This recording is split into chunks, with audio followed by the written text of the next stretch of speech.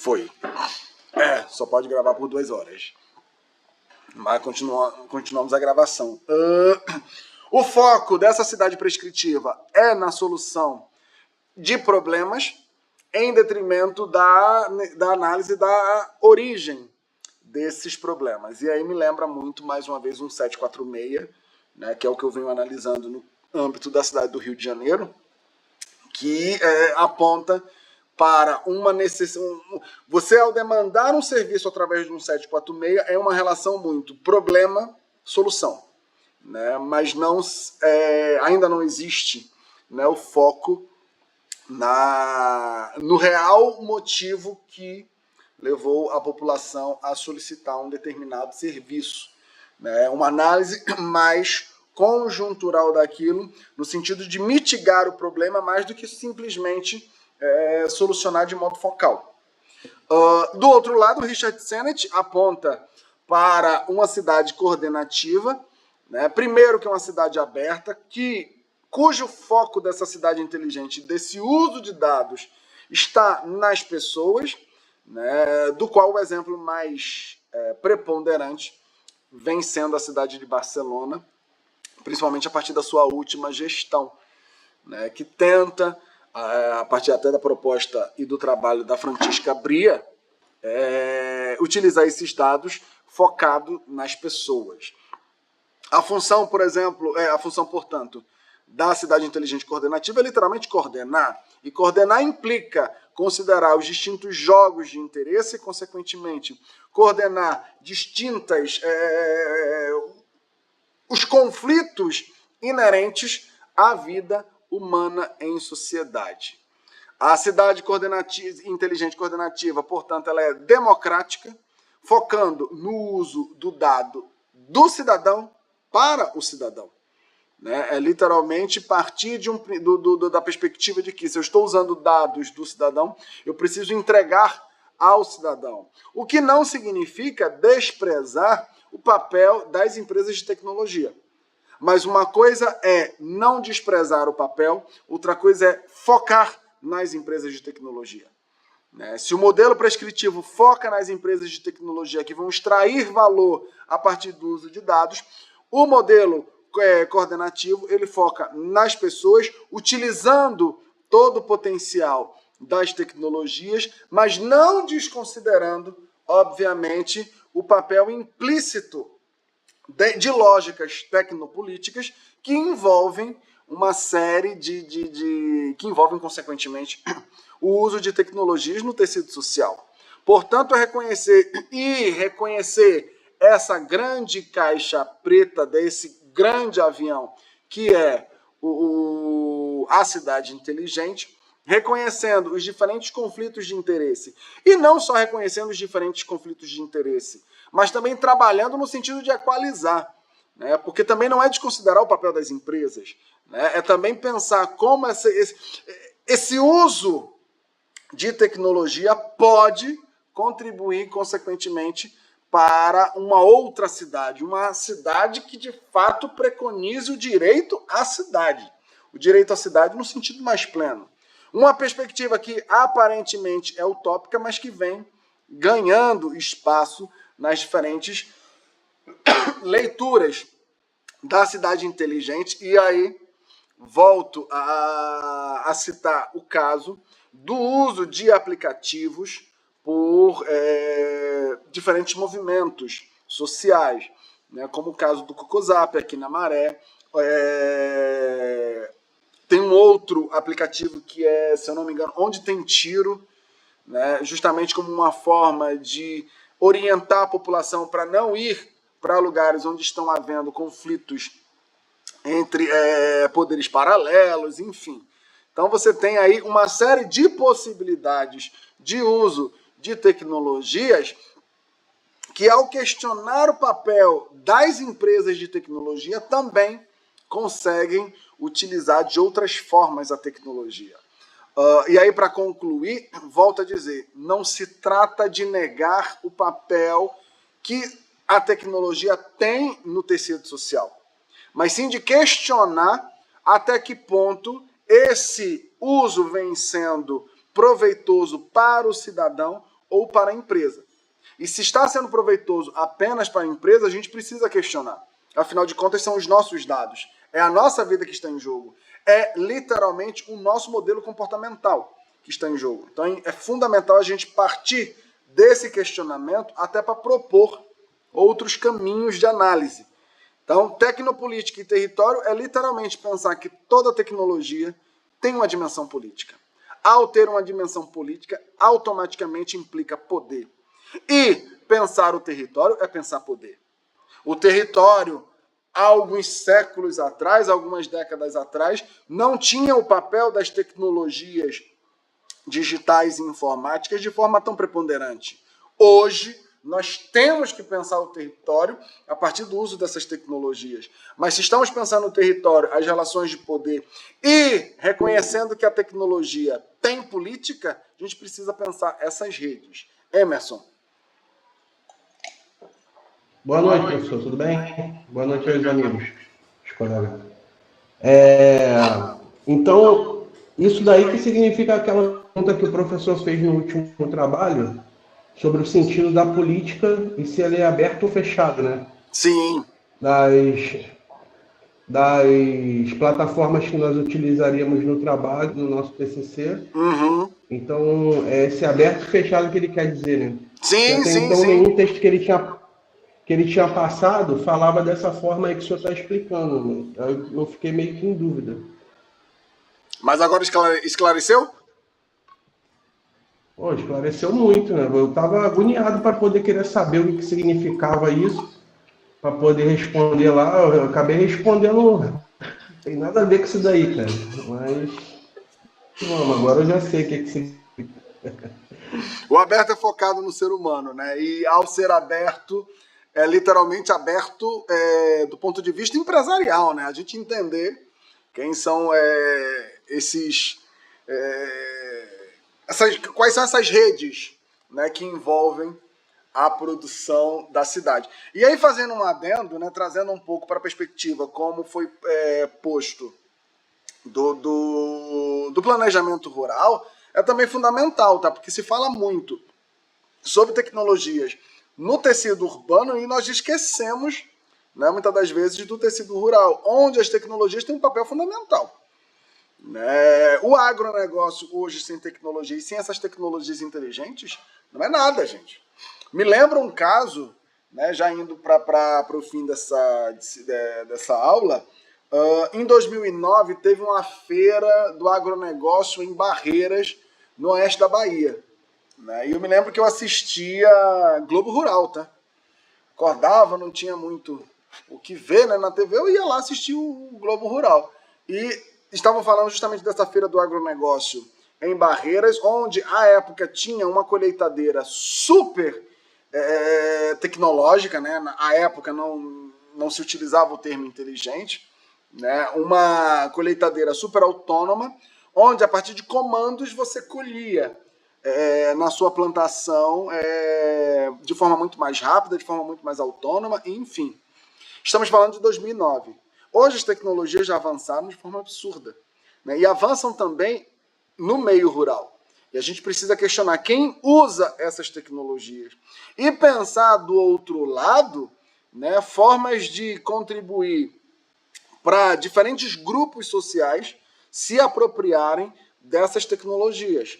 Porque tal como no meio urbano vem existindo, vem ocorrendo esse esforço, né, essa tentativa de permitir que a tecnologia seja usada não só pelas grandes empresas, mas também pelos movimentos sociais, num movimento de contraposição aos sistemas hegemônicos, a gente também tem que pensar que isso deve ser aplicado para o planejamento territorial rural. Afinal de contas, não só do agronegócio vive o mundo rural, né? Nós temos comunidades tradicionais, pequenos agricultores, e que nós precisamos munir esses grupos de tecnologias também, a partir, obviamente, de uma leitura crítica, né? E reconhecendo que a tecnologia tem política, mas que também tem suas potencialidades.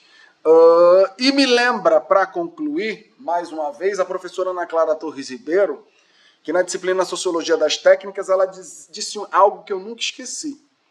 Com a técnica e com a tecnologia, nós temos que ter o riso e a seriedade ao mesmo tempo. E eu me lembro muito bem quando ela falou isso, porque ela dizia o riso, porque nós precisamos reconhecer o potencial dessas tecnologias, mas a seriedade, né, para não nos deixarmos embriagar pelas tecnologias a tal ponto de não reconhecer de forma crítica o lado oculto que elas têm. Né? Então, para concluir, é justamente partir desse princípio. É preciso ter o riso e a seriedade. Né? Não se encantar demais, mas não demonizar.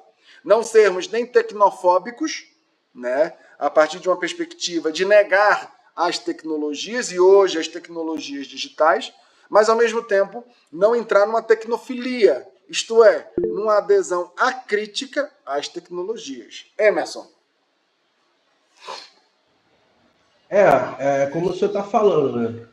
A gente acha muito legal as tecnologias, tem a agilidade, tem a presteza das máquinas, mas só que isso acaba também com a mão de obra, né?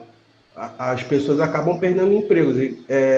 Há 6 anos atrás, quando eu fui morar em Brasília, eu comecei a ver no Burger King aquelas televisões não é televisão não, né? Aquelas telas LCD para você poder comprar o hambúrguer. E eu falei com a minha filha, todo mundo achando legal, eu falei, isso aí vai acabar com o emprego das pessoas. Hoje, 6 anos depois, você não vê mais caixas, não vê mais pessoas atendendo nos caixas, só aquelas telas para você comprar. As pessoas têm dificuldade, mas acabou com vários empregos.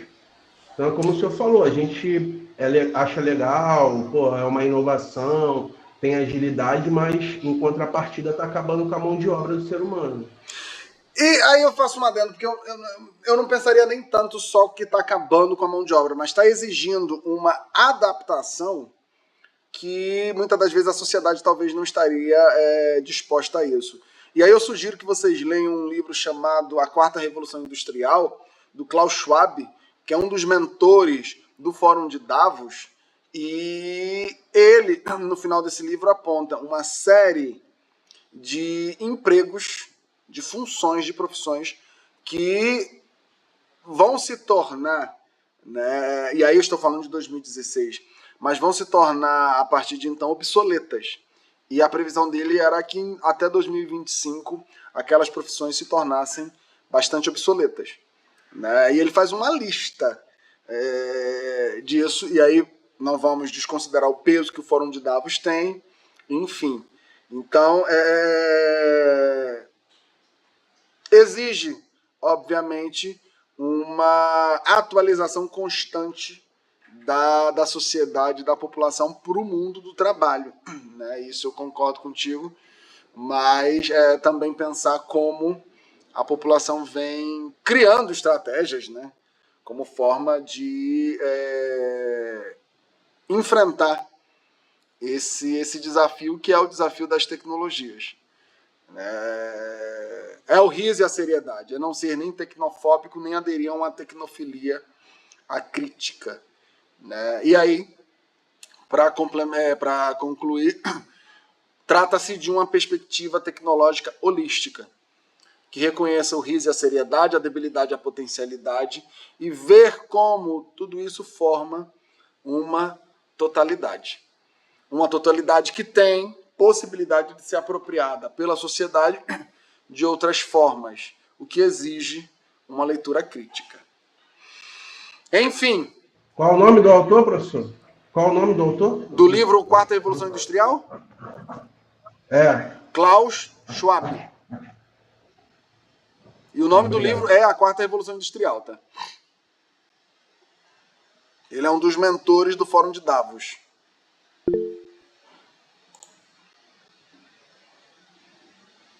O Edcássio aponta que o professor Ricardo Antunes da Unicamp vem pesquisando sobre isso, né, tecnologia e novas formas de trabalho.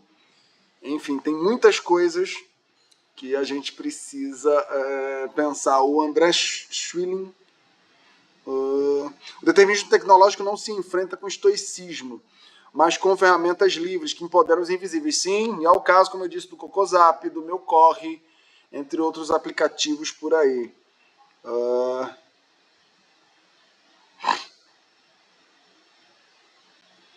A Federal Rural nos deu uma grande banda psicodélica, pneu de rato. O que é isso, Fernando? Pneu de rato, o que é isso? Não conheço. Eu não tinha visto o chat, gente. Mas voltamos no ponto das empresas privadas. São elas que fornecem o termo smart. O poder público, como sempre, fica para trás. E é isso que a gente precisa questionar. Se o poder público ele deve sempre ficar para trás. Né? Enfim. Data de publicação do que, Fernando Parodi? Você tinha escrito, eu não tinha visto, desculpa.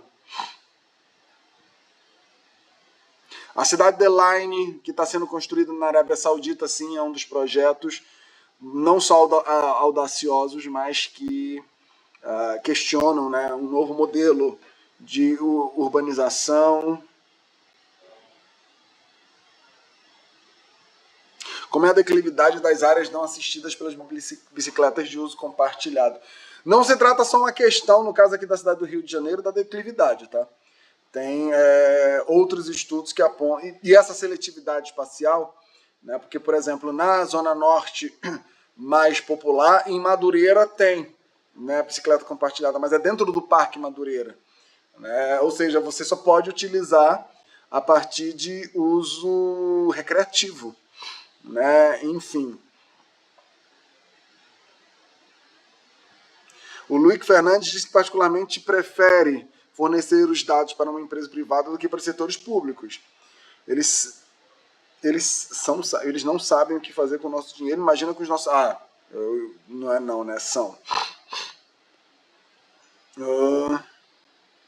O Ed Cássio, um coluio entre empresa e governante. Sim.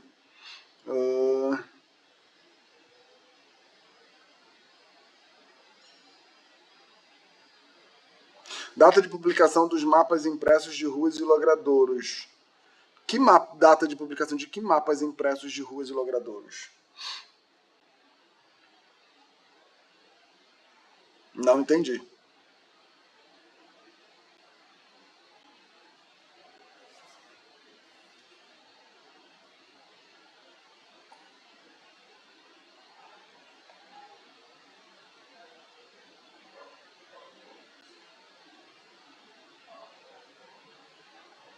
Enfim.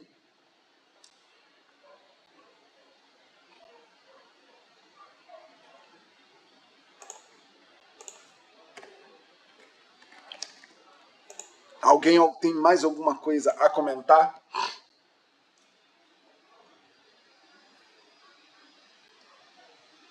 No texto Tecnopolíticas, as necessárias lutas terranas, o professor Henrique Parra usa a expressão e conceito plantation computacional. Só um instante.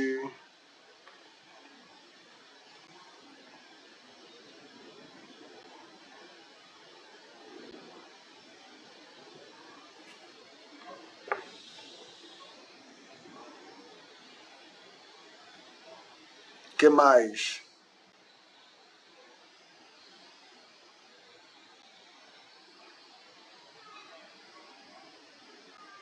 O modelo plantático, fundamentalmente, é baseado e aí trazendo uma perspectiva da agricultura, né?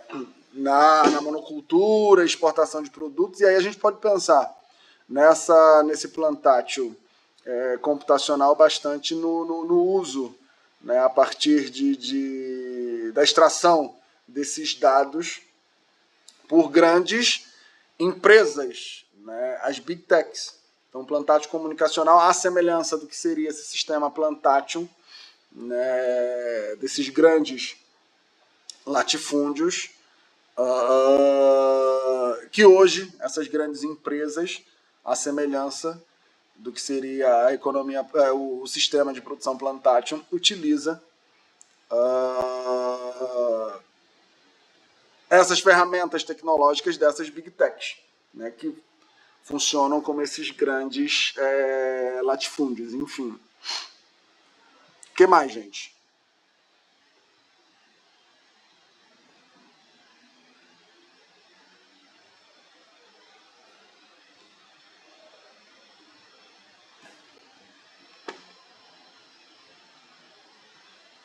E para concluir, nesse sentido, volto a dizer, não se trata de ser tecnofóbico, porque não podemos demonizar as tecnologias, nem aderir a uma tecnofilia, ou seja, de uma perspectiva acrítica, né, de uma forma irrestrita. Vamos ter sempre uma perspectiva holística, né, considerando ambos os lados da moeda, considerando que toda tecnologia tem política, né?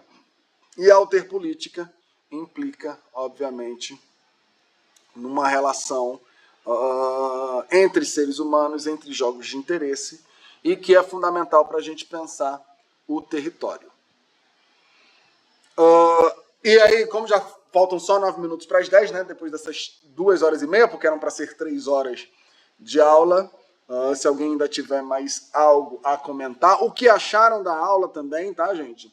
É fundamental esse feedback de vocês, o que estão achando da disciplina como um todo.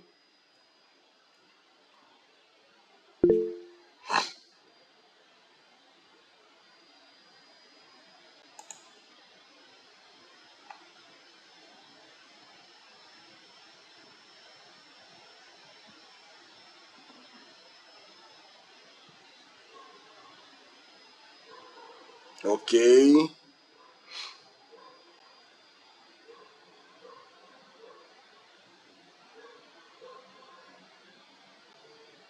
E num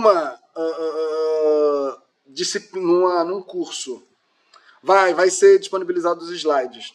Vou subir já como é o nome? No Moodle. Desculpa, gente.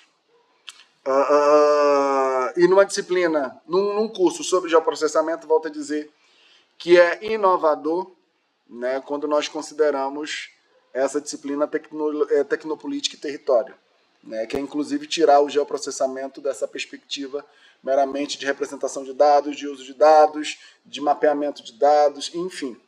Né, precisa a gente avançar para uma leitura crítica das tecnologias, do geoprocessamento, enfim, de modo maneira a contribuir com a sociedade.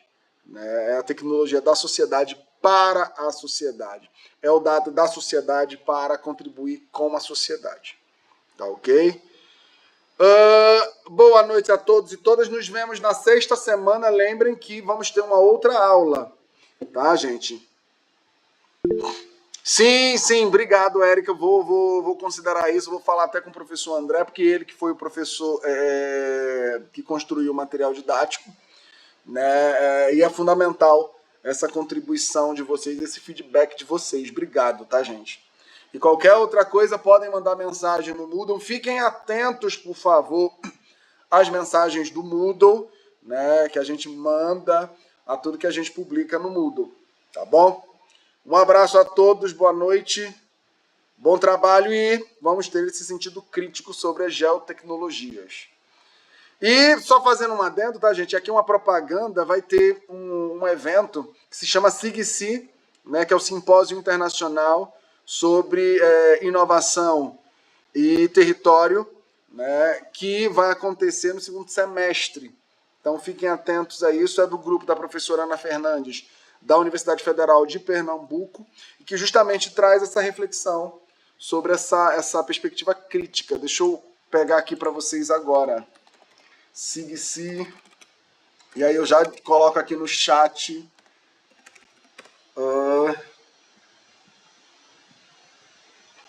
Ai, gente, SIG.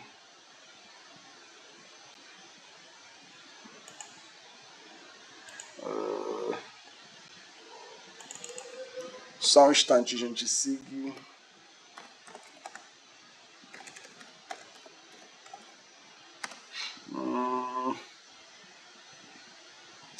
Ok. que é o Simpósio Internacional Geografia do Conhecimento e Inovação. Deixa eu colocar aqui no chat para vocês agora. Vai ser de 30 de setembro a 2 de outubro na Universidade Federal de Santa Catarina. Deixa eu colocar aqui o site oficial do evento. E aí os interessados, tá aí no chat. Tá bom, gente? E aí eu vou colocar também lá no Moodle para os interessados. E é justamente um evento que discute, entre outras coisas, essa relação entre geografia do conhecimento, território e transformação da sociedade. Boa noite a todos e todas. Até a próxima aula. Tchau, tchau. Até mais. Boa noite.